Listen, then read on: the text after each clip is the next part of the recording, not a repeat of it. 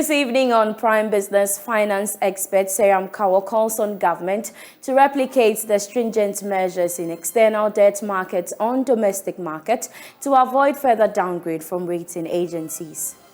Government should ensure that the same manner they approach the external debts, where they have established ratings that are meeting the external debt holders, they should do the same thing in the domestic market. Also, the Ghana Revenue Authority arrests heads of 5 quarry companies within the Nsawam Aduago municipality in the eastern region. The CID will conduct their investigations, and then we'll also do our preemptive. We'll recommend them for full audit. But once the investigation is done, then the CID will refer the case to our legal unit for possible prosecution.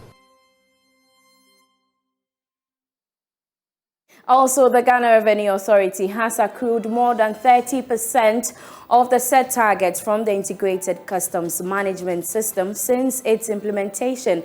We'll hear from the Commissioner General. Last one that we did recently, we got above the reserve price by 30%. So you will see that for the 3 times that we have done it, each one, the revenue that we get above the reserve price is increasing.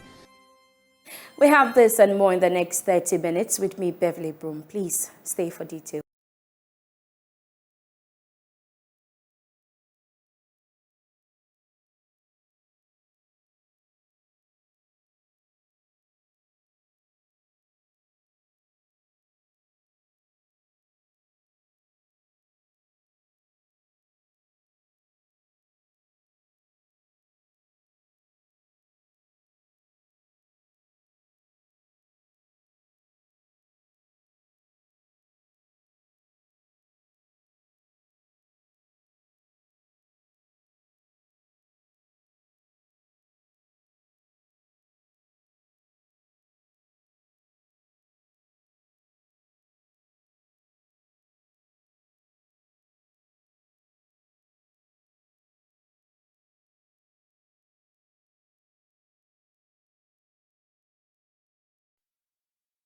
That's now rating agency Standards & Poor's has downgraded Ghana's long-term local currency bonds to selective default and cut the country's foreign currency debt to CC from CCC Plus with a virtual certainty. S&P said Ghana's proposed local debt restructuring is a distressed debt exchange program making the bonds liable for selective default ratings. It added that Ghana's foreign currency bonds downgrade is in response to the government's recently announced plans to restructure domestic debts.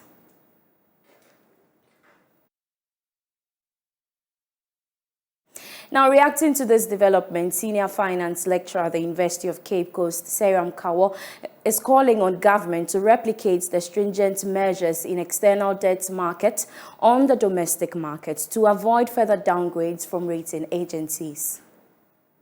This latest downgrade is not surprising because when you monitor the rating agencies, they've always been talking about default, and then the debt restructuring. Once the IMF have concluded the debt sustainability analysis, this comes as no surprise. And government announcing that there's going to be a domestic debt exchange on selectivity that they are applying in the debt exchange shows that there is already a default, and therefore the rating agencies have no option than to downgrade us.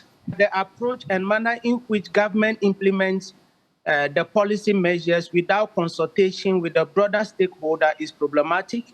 And so government should ensure that the same manner they approach the external debts, where they have established ratings that are meeting the external debt holders, they should do the same thing in the domestic market.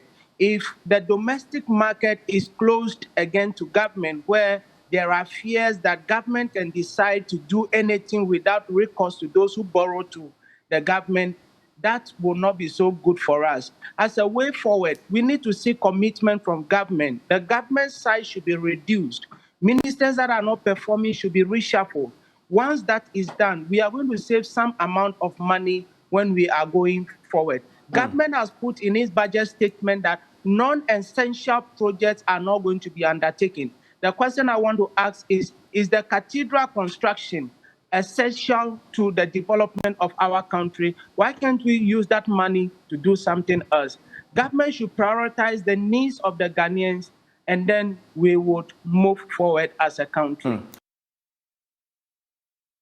Now, away from that, the Ghana Revenue Authority has arrested 5 heads of some quarry companies within the Nsawa Madridri municipality in the Kwapim South District.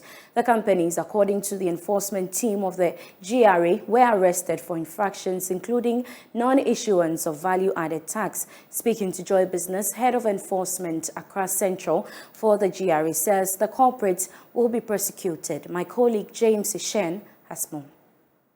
The unannounced visit to some stone quarry sites within the Nsawam Adwejiri municipality is aimed at shoring up revenue to meet the GRA's 80.3 billion tax target for the year. The companies were E&H Quarry Limited, Atlantic Rock Quarry, China Railways Quarry, Quality Quarry, and Paul Adai Quarry. At the site, Head of Enforcement Accra Central for the Ghana Revenue Authority said the visit to the site was an extension of what began in September this year. What we did was to intercept vehicles from these quarries and check their documentation, whether they have the appropriate documents covering the product, which are the stones. Unfortunately, many of them didn't have that. This exercise was done some 3 weeks ago, and today we've decided to arrest them for prosecution. So as it is now, we have picked up employees of these companies.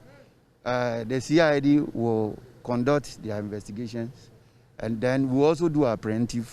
We'll recommend them for full audit. But once the investigation is done, then the CID will refer the case to our legal unit for possible prosecution. So that is where we are now. Yes, ever since we started this exercise, all those who we have dealt with have collaborated. So we think this is not going to be different. I believe that they will all collaborate and will definitely conclude on these matters. He further indicated that the exercise would be carried out in the hospitality sector during Christmas. What is happening is that the public is also helping us because they are sending us invoices of purchases that they have made. So we have a couple of invoices that we will follow up on from the public. Aside that, we, of course, Xmas is approaching. So very soon, we will also go into the hospitality industry. Because we know the pubs, the restaurants, the hotels, this is their peak period. So very soon, we will start looking at that direction. Some items intercepted at the site were idle VAT invoices, waybills, company invoices, computer system units, laptops, and company documents. James Ishen's report for Joy Business. The Commissioner General of the Ghana Revenue Authority, Amisha Dayo Usuamwa, has revealed that his outfit has accrued more than 30% of the set targets from the Integrated Customs Management System since its implementation. He made this statement in an engagement with the Customs Unipass Agency of Korea officials when they paid a courtesy call to him. The Integrated Customs Management System, ICOMS, was introduced to coordinate cross-border trade activities and increase government revenue from the ports. The project was aimed at reducing delayed clearance of goods at the ports and what government termed leakage in revenue mobilization.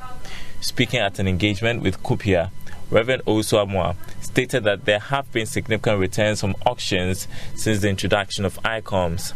Recently, just in last October, we introduced a new model of the system, which is the e-auction or the electronic auction, which allows the general public to go online and then see the items that are available for auction, put in their bid, and it's actually an open bid, such that you can see what the other person is bidding. And then when you get it, you actually go and get the items. And we have done 2 successful ones, and we are expecting the 3rd one very soon. For the first one we did, the reserve price, we got above the reserve price by 6.8%. The next one we did, we got above the reserve price in total items by 13%. And then the very last one that we did recently, we got above the reserve price by 30%. So you will see that for the 3 times that we have done it, each one, the revenue that we get above the reserve price is increasing because people are getting to know, and then there is increased competition on the bidding process, and therefore more revenue is coming through. Minister of Trade and Industry, Alan Chomatin, added that plans are on course to ensure that ICOMS is made robust so that it can withstand the dynamics of the market. That so far, so good. It doesn't mean that we've solved all the challenges. Very recently, I'm sure the Commissioner General might have discussed this with you. We're trying to identify opportunities to tighten the system and to make it more robust. The integrated customs management system has been enhanced to take care of exports and imports under the Continental Free Trade Agreement. Moving on, some rural and community banks have intensified calls for government to pay up remaining locked-up funds after the banking sector cleanup. A good number of players in the financial sector, including rural and community banks that dealt with the ordinary Ghanaian, were hit hard. CEO of Odotobri Rural Bank, Abraham Kofi, says though government reached an agreement to pay up the funds in phases, the remaining is yet to be paid since 2021. Millions of cedis of innocent depositors were locked up after the banking sector cleanup. Government, as a means to address the situation, reached an agreement with affected financial institutions to pay up the funds through some bonds in order to cushion the customers in these difficult times. Rural and community banks especially are pleading with government to honor the payment in order to cushion customers in the operations of the banks. Abraham Kofi is CEO of Odotobri Rural Bank. He spoke to Law Business at the 35th Annual General Meeting of the Odotobri Rural Bank. So if you have over 30 million being locked up, the negative impact is so huge. It will affect our liquidity. We have received 50% of the locked up funds, and the remaining 50% has been converted to 5-year non-interest bearing bond, which we were expecting to be receiving semi-annual payments. But as I'm speaking to you now, we have not received any payment as far as these non-interest bearing bonds are concerned. So I seize this singular honor to make a passionate appeal to government so that the non-interest bearing bonds, at least some payments will be made to support rural banks in particular, so that we can have a more strong liquidity position, so that we can also pay dividend to our shareholders, so that we can also revitalize the bank in terms of stability. The bank's performance at the end of the year under review saw all the indicators growing amidst the challenges in the financial sector. Mr. Kofi is excited the bank was very strong in deposit mobilization. Prince Apia reporting. Kempinski Gold Coast City Hotel says it will continue with its community activities to present young people with the opportunity to learn work skills and gain some experience in hospitality. According to the Area General Manager Africa for Kempinski Hotels, Manish Nambia, this is to help in the fight against unemployment. He was speaking at the 2022 Tree Lightning event. Further to your call for the Beyond Return initiative, and in conjunction with marking the 125 years of timeless excellence and elegance with the Kempinski brand, we maintain excellence with our determination to deliver the finest quality service for all our customers, and we aim at continuing to orchestrate such beautiful memories with passion, which will define our story for the generation in the next 125 years. We continue to engage with the community by supporting the EIA Soup Kitchen initiative, which helps street children of Accra by organizing regular camps for medical checkups, for counseling, and for feeding the children at the F.O. Sutherland Park regularly. Further, I'm happy to announce our partnership with Dr. Viafe of the Best Care International for patient care, support, and oncology training to join the fight against cancer in this country.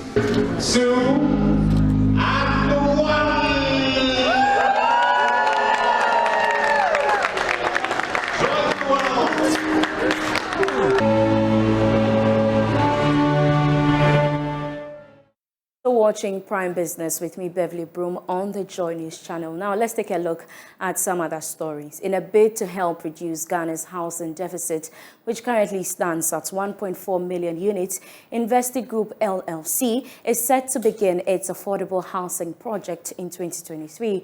The two-year project will churn out about 156 units on a 5-acre land at Mamidede in the Upper West Akim district near Nsawam in the Eastern region. Speaking to Joy Business, Chief Executive Officer of Investigroup LLC, Dr. Owusu Kizito, says there is a mortgage in place to help prospective buyers.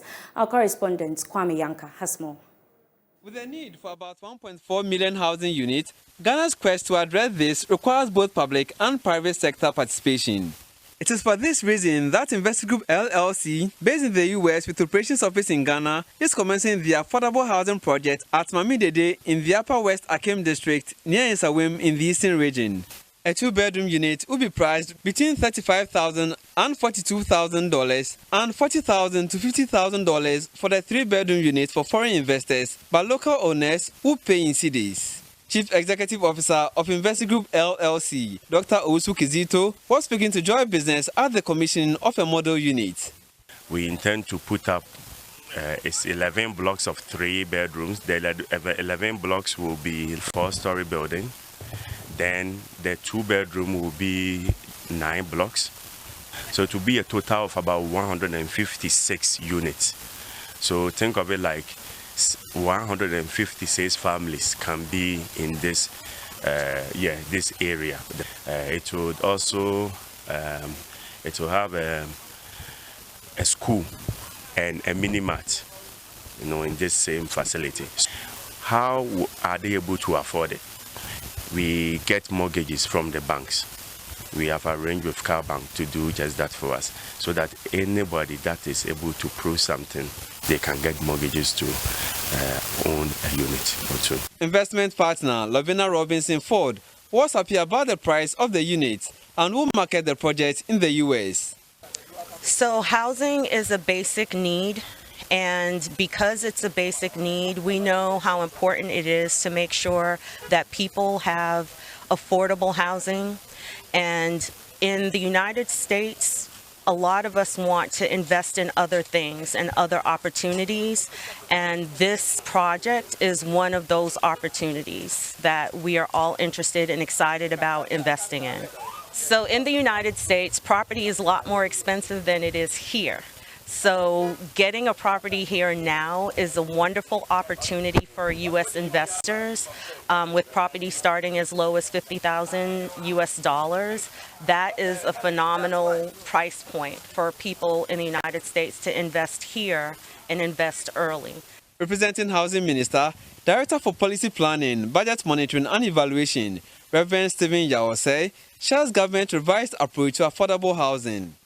Government will subsidize the provision of affordable housing by providing unencumbered land, infrastructure, social services, commercial support services, and the mortgage scheme. The private sector will complement this effort by raising funds to build apartments on a cost recovery basis. It is worth emphasizing that the business climate in Ghana has remained conducive over the years, despite the global shocks.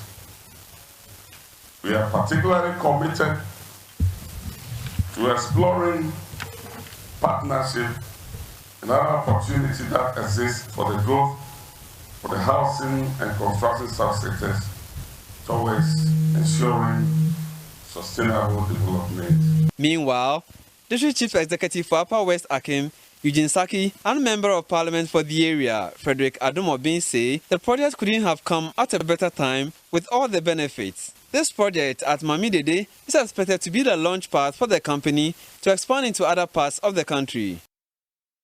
Now, a convener for Africa Bitcoin Conference, Farida, has said that it is necessary for Africa and the rest of the world to have a common currency that will be free from traditional banking system control. She was speaking at the Africa Bitcoin Conference. The African Bitcoin Conference is a 3-day event aimed at educating people on Bitcoin and getting Africans to embrace its use. The African Bitcoin Conference, in partnership with Pax4, has created a training center in Kumasi to train individuals on the use of Bitcoin. Speaking during the conference, Farida Naburema mentioned that Bitcoin provides a way for easy access to funding and makes international trading easy. Bitcoin provides immense ways of breaking monetary barriers in multiple sectors, in agriculture, in education, in health, in computer and technology. We are trying to make money accessible to everyone, and we want Africans to understand how it works, because information is key. So we want a currency that is no longer segregational, that is not based on nationality, that is not based on geographic and political divisions. We want a currency that resonates with everyone, regardless of the country that they are based in. I want to be able to be in Ghana and use my Bitcoin to buy services in the United States.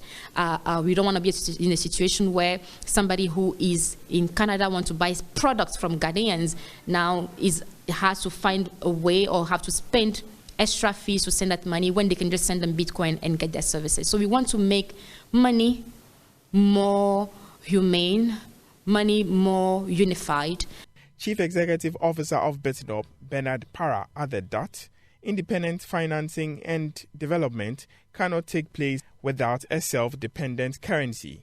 Hence, the need for economies to adopt a universal currency to boost trading. It is important to remember that independent financing and independent development cannot take place without an independent currency. A currency system that is backed by the resources of a foreign state is ipso facto subject to the trade and financial arrangements of that foreign country. Today, if you wanted to send money from one African country to another, there's an 80% chance that it first has to go through North America or Europe before coming back to Africa. And just to rephrase, it means that if we're sending $100 billion out of Africa, at least $80 billion of that has to go through other continents before coming back to us. By doing this, we lose at least $5 billion of our sweat every year. That is a lot of money, and we shouldn't be giving that away for nothing. The maiden edition of the conference includes workshops and trainings geared towards highlighting the importance of Bitcoin to businesses. Now, Enterprise Singapore has created a platform for business-to-business collaboration between Ghana's SMEs and brands from Singapore here in Accra. According to the Regional Director, Jane Ann, building such partnerships is an effective way to advance sustainable business growth. As at 2019, Ghana's bilateral trade with Singapore amounted to $261.2 million. In both countries, the private sector shares similar interest in oil and gas, as well as export businesses, the need for collaboration to provide leverage for business growth and development. Speaking on the sideline of the event to bring Singaporean brands to meet with local partners in Ghana, the Regional Director of Enterprise Singapore, West and Central Africa, Jin Hang, expressed optimism about the success of the venture. We have a pool of about 13 Singapore companies who have come from the consumer segment. They are here to basically see whether their products could be partnered with local partners here to distribute into the market. Again, I mean, Singapore isn't that far off from the African taste, as what many people would say, because your food, local food, also has spices. The Asian flavors also have spices from Singapore. And a lot of times, actually, I think our cuisines can be similar on that front. So some of the Asian tastes that you see now trending, actually it's been there in Singapore for a while. and some of the packaged products you see here today in terms of instant maybe drinks, even in terms of some of the dim sum dumplings and stuff. That's now basically being widely available in the market, even some of the spring rolls. There is opportunities in terms of such partnerships.